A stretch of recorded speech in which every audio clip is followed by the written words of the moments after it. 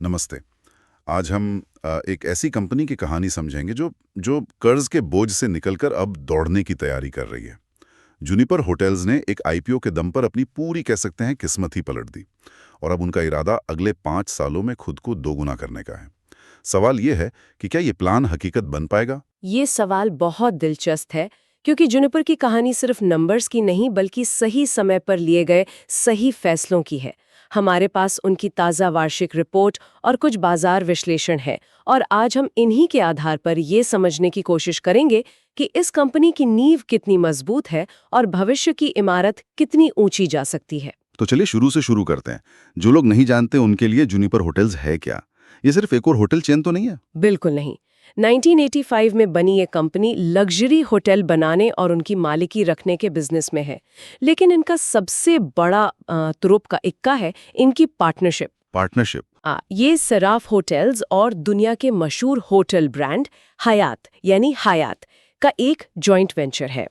और ये कोई मामूली पार्टनरशिप नहीं है।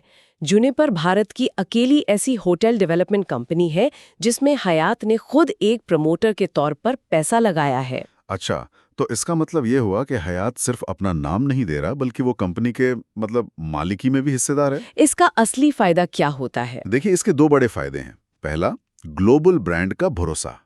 जब आप ग्रैंड हयात या हयात रिजेंसी जैसे होटल देखते हैं तो आपको पता होता है कि आपको एक वर्ल्ड क्लास अनुभव मिलेगा। दूसरा, जो शायद ज्यादा जरूरी है, वो है स्ट्रेटेजिक सपोर्ट। स्ट्रेटेजिक सपोर्ट से क्या मतलब है? मतलब हयात अपने ग्लोबल अनुभव और मैनेजमेंट के बेहतरीन तरीके जुनिपर के साथ साझा करता है। आप अंदाजा लगाइए, सितंबर 2023 तक भारत में हयात ब्रांड के जितने भी होटल कमरे थे उनमें से लगभग 20% की मालिकी अकेले जुनिपर के पास थी।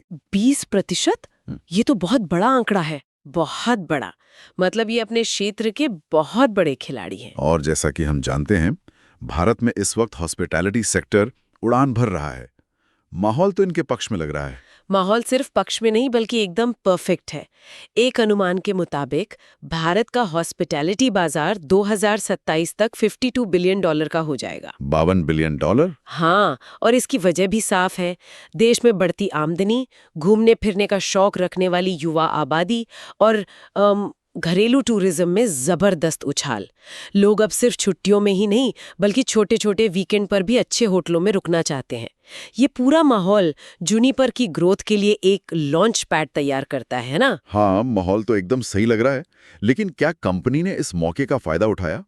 उनके अपने नंबर्स क्या कहानी बताते हैं, खासकर आईपीओ के बाद वाले पहले साल के? कहानी में सबसे दिलचस्प मोड़ आता है। वित्तीय वर्ष 2025 उनका लिस्ट होने के बाद पहला साल था और ये किसी ब्लॉकबस्टर फिल्म जैसा रहा। उनकी कुल कमाई लगभग 976 करोड़ रुपए पर पहुंच गई, जो पिछले साल से करीब 18% ज्यादा है। 18% की ग्रोथ ठीक है। लेकिन असली कहानी मुनाफे में है। वो कैसे? पिछले साल जहां कंपनी घाटे में थी, इस साल उन्होंने टैक्स देने से पहले 150 करोड़ का प्रॉफिट कमाया है। घाटे से सीधे 150 करोड़ का प्रॉफिट? हाँ, ये एक जबरदस्त टर्न अराउंड है। और अगर हम टैक्स के बाद के मुनाफे की बात करें तो वो 71 करोड़ रुपए से ज्यादा रहा। अब सुनिए सबसे कमाल की बात।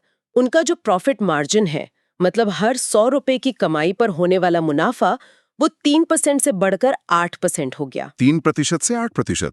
सुनने में ये छोटा लग सकता है, लेकिन होटल जैसे बिजनेस में जहां बिल्डिंग बनाने से लेकर उसे चलाने तक में भारी खर्चा होता है, मार्जिन में इतनी बड़ी छलांग तो बहुत बड़ी बात होगी। ये बहुत बड़ी छलांग है।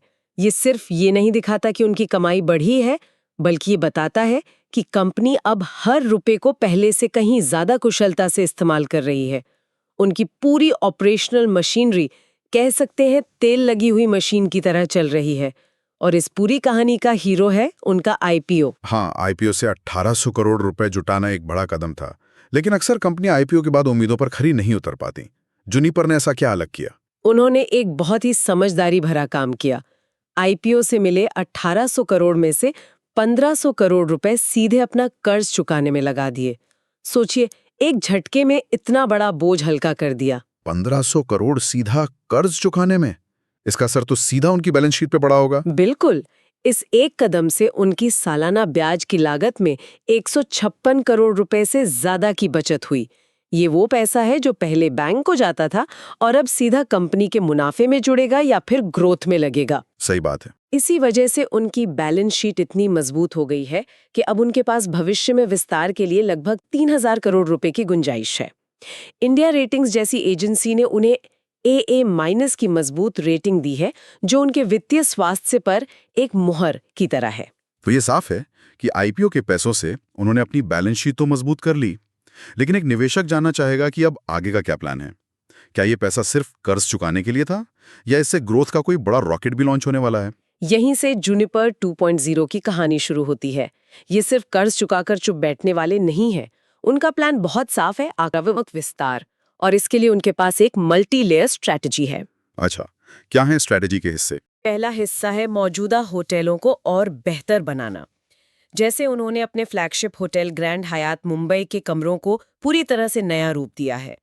इसके अलावा उन्होंने वहां द ग्रैंड शोरूम नाम से एक बहुत बड़ी माइस फैसिलिटी बनाई है, यानी मीटिंग्स, कॉन्फ्रेंसेस और प्रदर्शनियों के लिए जगह। ओके। आपको जानकर हैरानी होगी कि इस नई जगह ने अपने पहले ही साल में 9 करोड़ रुपए का बिजनेस कर लिया। अरे, पहले ही साल में 9 करोड़, मतलब मौजूदा संपत्ति से ही और ज्यादा कमाई निकालने पर फोकस है। और नए अधिग्रहण। हाँ, दूसरा और सबसे रोमांचक हिस्सा वही है। आईपीओ के बाद उन्होंने 2 बड़े दांव खेले हैं।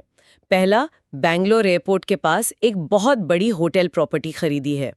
ये लोकेशन के लिहाज से आप कह सकती हैं सोने की खान है।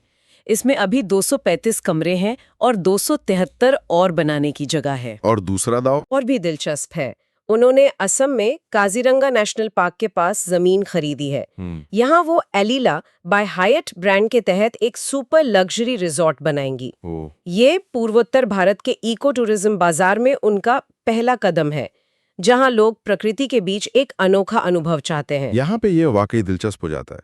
मैंने उनकी रिपोर्ट में सराफ समूह के साथ एक राइट ऑफ फर्स्ट ऑफर यानी RFO एग्रीमेंट के बारे में पढ़ा था। ये क्या चीज है और ये इतनी बड़ी बात क्यों है? अब आते हैं इनके सबसे बड़े तुरुप के इक्के पर।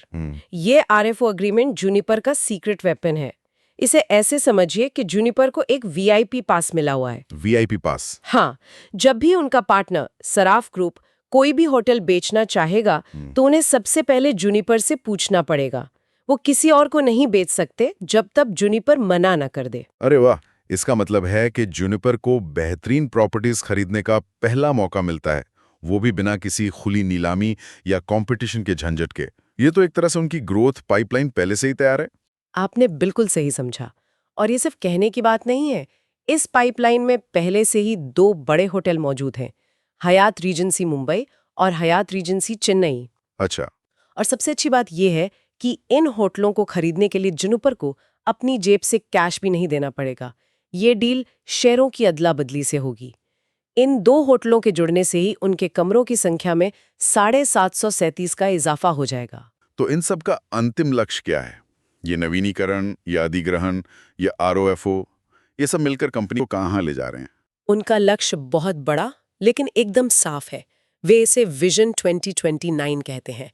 लक्ष्य है वित्तीय वर्ष 2019 तक अपने कुल कमरों की संख्या को दोगुना करके 4,000 से ज्यादा करना। 2 गुना 5 साल में? और मुनाफे का क्या? मुनाफे का लक्ष्य और भी बड़ा है। अगले 5 सालों में अपने ईबिटा को 3 गुना करना। ईबिटा का मतलब है ब्याज, टैक्स और बाकी कटौतियों से पहले की कमाई। ये कंपनी की ऑपरेशनल प्रॉफिटेबिलिटी का सबसे अच्छा पैमाना होता है। कमरों को 2 गुना और ईबिटा को 3 गुना करना, ये सुनने में तो बहुत अच्छा लगता है, लेकिन क्या ये हकीकत से परे तो नहीं? हॉस्पिटैलिटी सेक्टर बहुत साइक्लिकल होता है। अगर अर्थव्यवस्था में कोई मंदी आई तो इस प्लान का क्या होगा? आपका सवाल जायज है, लेकिन जूनिपर का प्लान सिर्फ हवा में नहीं है। उनके पास इसे हासिल करने का एक ठोस रोड मैप है। बेंगलोर और काजीरंगा की नई प्रॉपर्टीज और RFO पाइपलाइन में मौजूद मुंबई और चेन्नई के होटल्स, ये सब मिलकर ही उनके कमरों की संख्या को 2 गुना करने के लक्ष्य के करीब ले जाते हैं।